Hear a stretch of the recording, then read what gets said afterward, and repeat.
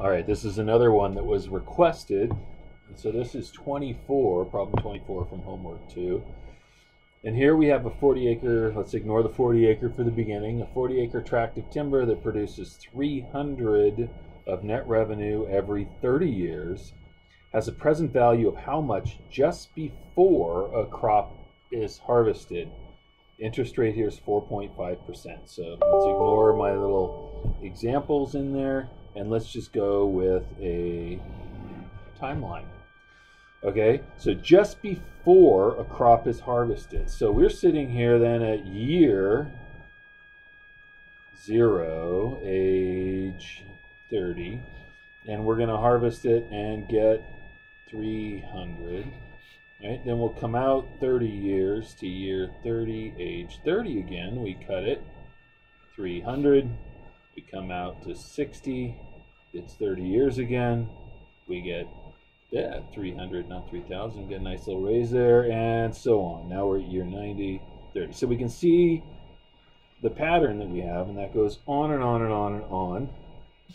And so if we think about what that is, right, it's not a single, it's not every year, it's every 30 years. So 30 will be our N, and it's going to go on forever.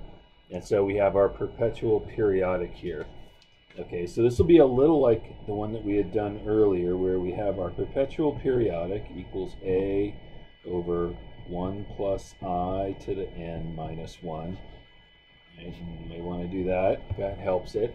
What this looks like, right, is N years, N2N, 3N, and so on. We have an A.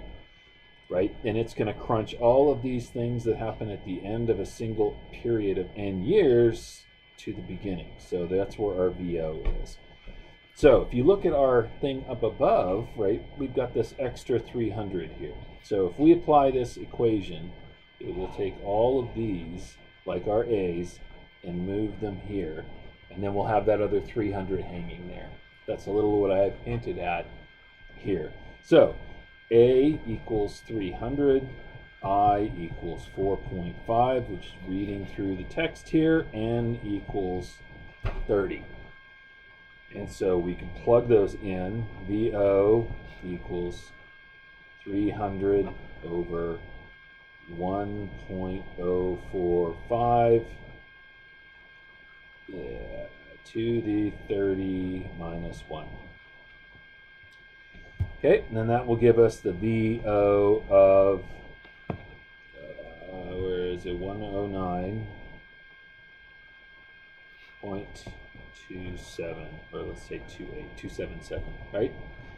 But, again, that doesn't include that. So if we wanted to do it, right, we have our 40 acres, we have that times the 300 that's in year 0, so we can add it to the one we just got here, 9.28, and that's going to equal our 16,371. Okay, so that's how we do that. The other way that we could do it, so if we know that that's the case, we could take this 109.28 and just move, say if we'd assumed it was out here in the past, and move it forward 300 years. We don't need to, or 30 years, we don't need to add that. So maybe that's a little complicated for now, but you could take that compound at 1.045 to the 30, right? And if you take 40 acres times that, magically you're going to end up with 16,371 as well, because it doesn't matter how we do it, it just matters how that we account for all of these. We don't add things that aren't in the same year, and that we keep track of where they are. So hope that helps you guys, and onward and upward.